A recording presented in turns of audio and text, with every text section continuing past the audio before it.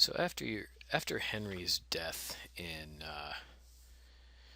the late 1540s, I believe it was 1548, and then the death of his son Edward in 1551 or 52, and then after the short period of reign by his daughter with Catherine of Aragon, his daughter Mary,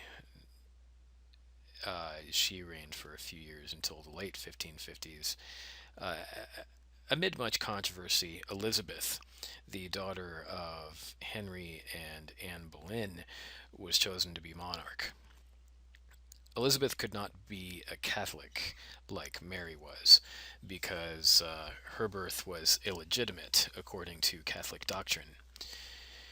So she ruled England as a Protestant monarch like her father, except a little bit more committed to the Anglican Church than he was. Uh, she presided over a number of Protestant reforms of the Church of England, including the reforming the bureaucracy of bishops and archbishops and rewriting the Book of Common Prayer. Elizabeth was surprisingly good at mediating between the various factions and resolving disputes within the Anglican Church, which threatened to tear the country apart. While she was not herself a Puritan, she did tend to negotiate quite fairly toward Puritans. The Puritans themselves were a Protestant offshoot, a Protestant sect within the Anglican Church, within the Church of England, that wanted to purge the Church of England of as much Catholic influence as possible, what they called popery. Too much popish influence was in the Church of England, the Puritans said. The Puritans wanted to integrate much more Calvinist theology, like predestination, wanted to bring in a lot more of John Calvin's ideas. The Puritans' Calvinist impulses had a lot of implications for the Puritan lifestyles that threatened to cause violence in English towns. Generally speaking, Elizabeth was able to calm a lot of these tensions by keeping the sides at bay and sometimes taking the sides of the Puritans every once in a while. Uh, the opposition to the Puritans would not take on the monarchy as well as Puritans, and so Elizabeth's kind of strong presence in these disputes helped reduce some tensions within the country. So her protection of Puritans from violence and persecution helped forestall conflict within England, at least for a while. This is another important condition for English colonization of the New World, this protection of Puritans from persecution by the English government. When Elizabeth was gone, after she died, that protection declined, and so Puritans became much more persecuted without Elizabeth around. So Elizabeth ruled for a very long time, from 1558 until 1603. So the Puritans were protected by her for a long time. And the Puritans, the way they lived their lifestyle, they told everybody, it's already been predetermined who's going to heaven and hell, and we think we are some of the predestined, and you may not be. That's not very popular to say that to people in a town, and so the Puritans did face danger of legal and violent persecution, and Elizabeth protected them to a large degree. Another important precondition was or condition for English exploration was and colonization was the prevailing economic theory of the time called mercantilism. England and other European governments were under the persuasion of the mercantilist theory of economics. The idea behind mercantilism was that your country's economic strength depended on exporting more than you imported, that, which meant that your country needed to maintain its economic strength at others' expense. The idea was that the economy was a zero-sum game. It required that you keep as much wealth within the country as possible, and so you promote your own domestic manufactured products and goods to sell. You keep all that raw material, all the raw materials you use, you keep that in house. You don't import too much of that. You have to have raw materials and access to raw materials within your territory in order to succeed in the mercantilist system. So that meant you needed to control more territory, including colonies, to gain those cheap resources. Spain and Portugal seemed to prove this theory right because they were bringing in a ton of wealth from the Western Hemisphere. Mercantilism was a major motivation for securing foreign colonies and influenced European governments in their efforts to plant colonies around the world because you wanted colonies as resource bases. So, mercantilist economics was another condition required for England's colonization. There are also economic and social changes going on within the country, more than just the theoretical changes that we just talked about. So, coming out of the medieval period, out of the Middle Ages, England went through a number of profound economic and social changes. In the medieval economy, wealth came from land. A nobleman would own land, like this parcel of land here, this manor. So, a nobleman would own all of this, and the nobleman would live in the manor house, and the nobleman would own all that land. So, for all intents and purposes, he owned the land, and he also owned the people on it. Not precisely owned them, but for all intents and purposes, the people, the peasants who lived on a manor's land, lived there at his discretion. So most peasants stayed on one manor most of their lives. Most of them never went more than 50 miles away from their home village. In return for their loyalty and in return for their hard work, the manorial lord would allow peasants to live on his land, and they would benefit from his military protection. Things began to change in the early 1500s, around the time Henry VIII took over, with regard to this manorial economy. One major change was the enclosure movement. So, this involved England's first major production windfall. English manorial lords found that with this increase in trade that they were starting to enjoy in the 16th century, they could make more money producing wool products. Wool was one of England's most advanced sectors of production. So, traditionally, a larger number of peasants would grow a manor's food supply, which the manor and all the people that lived there would consume. The king would get the largest share, or excuse me, the lord would get the largest share.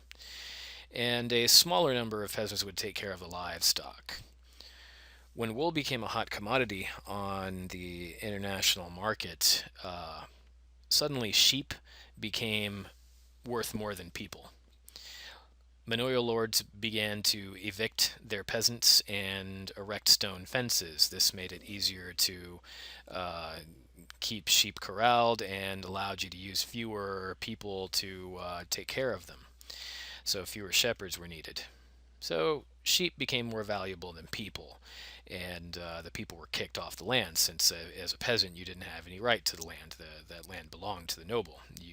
As a peasant, you lived there at the nobleman's discretion.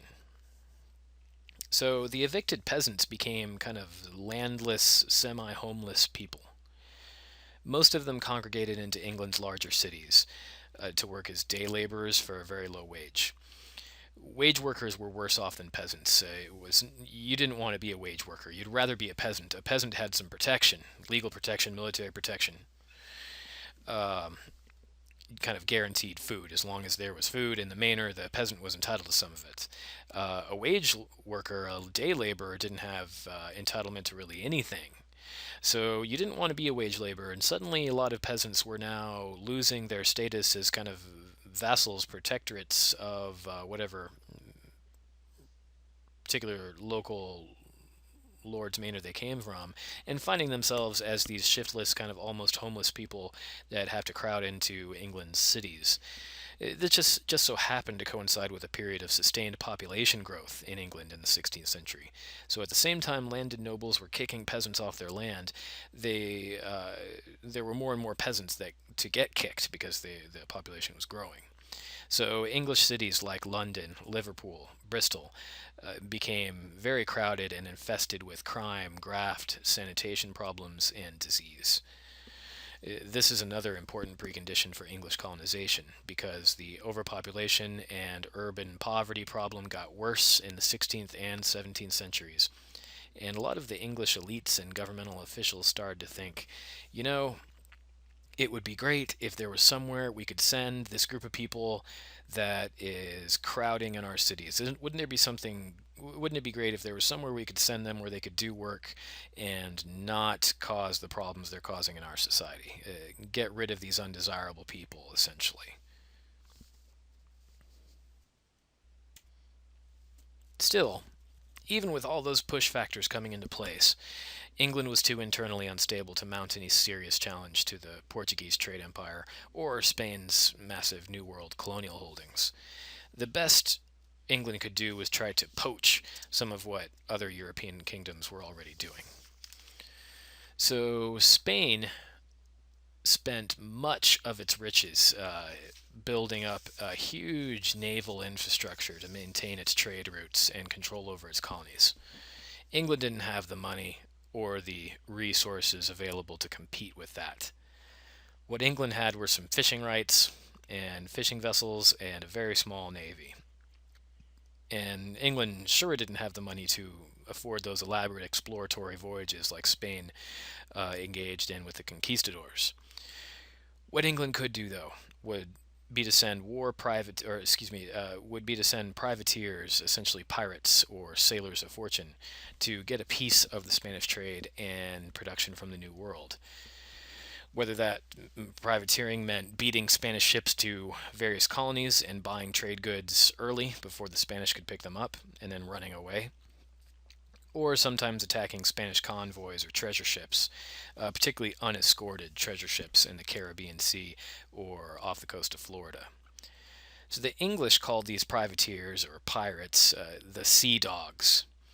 The sea dogs were very successful in pirating and harassing Spanish shipping, and these are four of the most prominent sea dogs: John Hawkins, Francis Drake, Walter Raleigh, and Martin Frobisher, some of the most famous sea dogs. And they represented the kinds of English people that had the most familiarity with the outside world, particularly with the Western Hemisphere and North America. No one else in England really had much familiarity with the wider world, and certainly not the areas of the Americas across the Atlantic Ocean. The Sea Dogs were some of the few English people who had ever been even close to that part of the world. The English considered the Sea Dogs celebrities and heroes because they were so successful in these pirate operations. The Spanish, however, did not consider them heroes by a long shot. To Spain, these people were notorious criminals and pirates that demanded, and Spain demanded that England give them up to face justice. Queen Elizabeth refused, saying that these people, these men are not criminals. They're England's knights, and she knighted some of them, like Walter Raleigh. Um, Obviously, Spain didn't like that. Relations with Spain were already on the decline. They were already frayed because of how Henry VIII treated Catherine of Aragon, also how Queen Mary had been received in England and what had happened with her.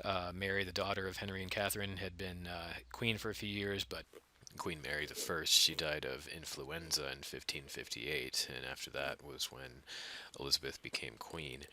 The Spanish, as well as many in the northern part of the British Isles where there were more Catholics, uh, they considered Elizabeth to be illegitimate.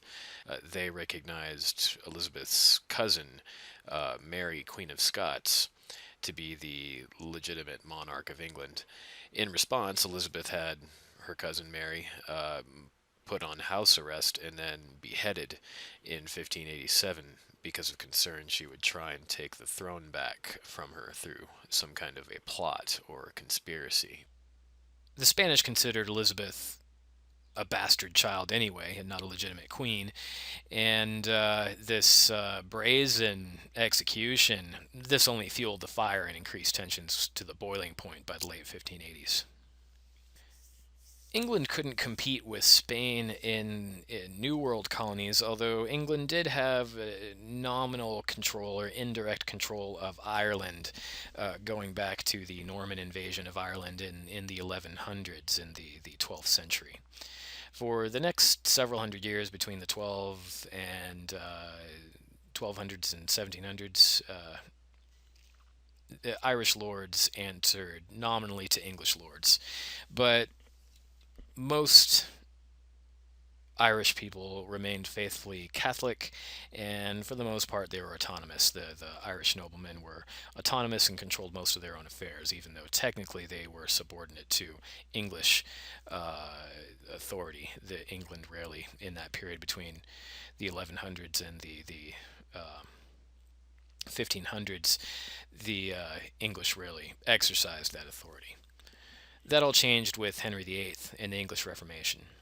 So Henry proclaimed himself King of Ireland and tried to introduce the Anglican Church in Ireland after he broke away from the Catholic Church.